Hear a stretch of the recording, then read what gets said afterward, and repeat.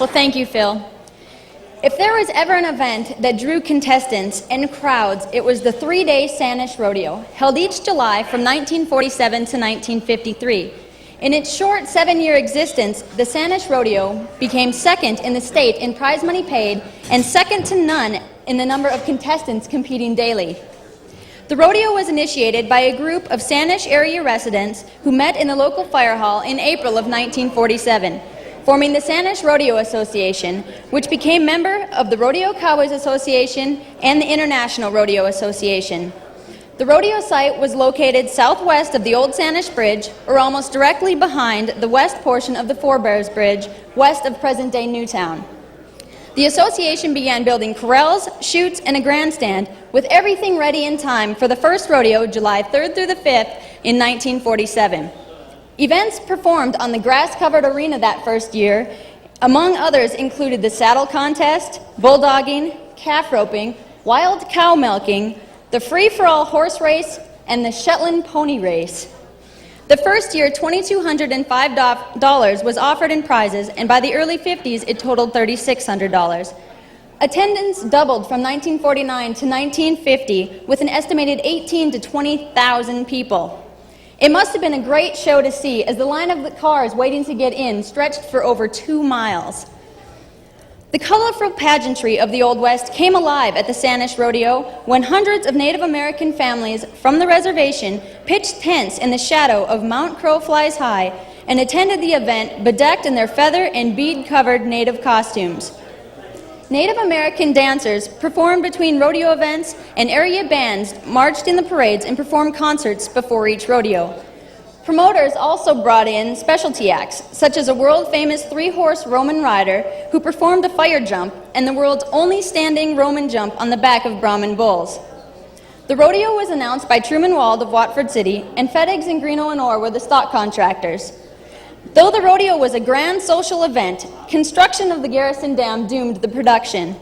The last rodeo was held in 1953, with the 9th pier of the bridge having just been completed.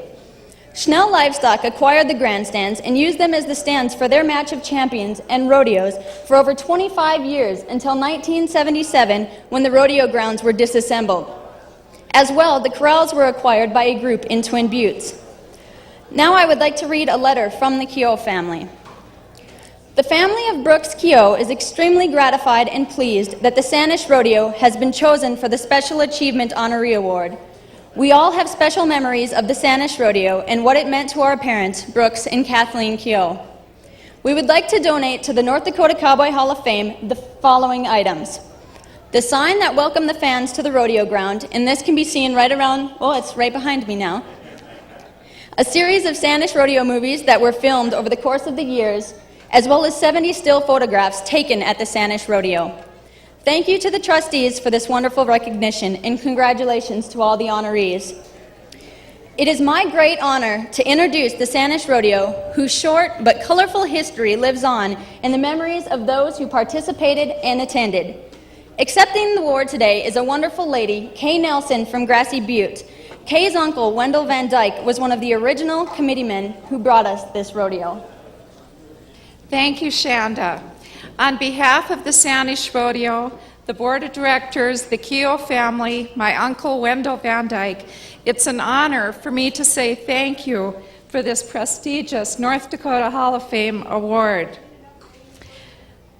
When Coco called me and asked if I remembered the Sanish Rodeo, I was elated to tell her that my grandparents, my family, and I looked forward to it on a year-round basis. Like Shanda said, it was awesome, bigger than life. It was a big festival in the finest sense of the word.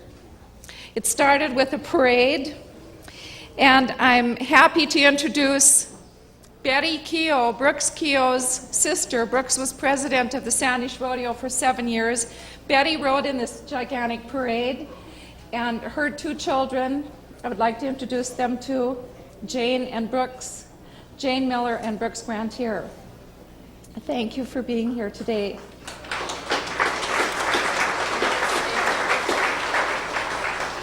The parade, the numbers of contestants, the exhibition riders, An exhibition rider came out as fast as they could be mounted.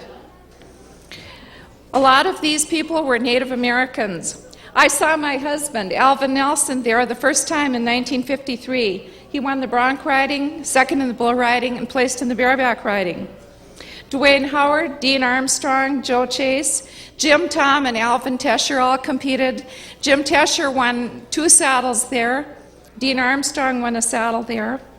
The prize money, the size of the grounds, it was huge, with tall cottonwood trees, large Native American campgrounds, the long arena. I think there are only 3 arenas left in the United States like this today, outdoor arenas, Pendleton, Salinas, and Cheyenne. The Bowery Dance, I can still remember the Tennessee Waltz. The Carnival, nationally known trick riders, Vera Strachan and Johnny Strachan were there every year.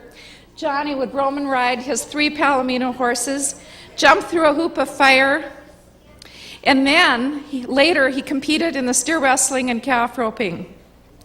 In the whip act, Vera would hold a straw in her mouth and Johnny would cut it off with his bullwhip. It was fabulous. I can still hear the crack of his whip. One year it was raining and the trick riders had to wear swimming suits. Kathleen Keogh Spicer and I talked about this ahead of time, and she said one of the really interesting things that was a big deal in those days was Margie Greeno rode a saddle bronc, and she said, I can still remember it. Her horse was white, it was named Snowball, and she wore a beautiful purple satin shirt. In fact, it was Margie's riding that compelled Kathleen to convert the Leo Harris 60,000 feet of millimeter film from every year of the Sanish Rodeo into a video. And she wanted to do that in Margie's later years so that Margie could see the exhibition saddle bronc riding that she did at Sanish. The area bands were there, the high school bands, the Watford City Cowboy Band. I remember marching in the arena in 1949 when I was a majorette in the 6th grade. The beautiful big covered grandstands. The grand entry was a historical pageant portraying traditions and past legends, the history of the area with chuck wagons and riders. It was a combination of Native Americans, common everyday working people working together. I remember going to Sanish before the rodeo with my grandfather, Louis Signalness, when he had to go to Wanlo Olson's to get parts. And there'd be signs in the store windows. Down at the arena, everybody was down there working. Brooks Keogh was a real visionary. He had so many good ideas, and he was able to get everyone working together and get everybody involved. At the final rodeo in 1953, the last pier on the bridge had been finished and could be seen above the tall cottonwood trees from the rodeo grounds. The Sanish Rodeo should be remembered as a family event and a good time. Thank you to the many people who made the 7-year, short-lived Sanish Rodeo a success.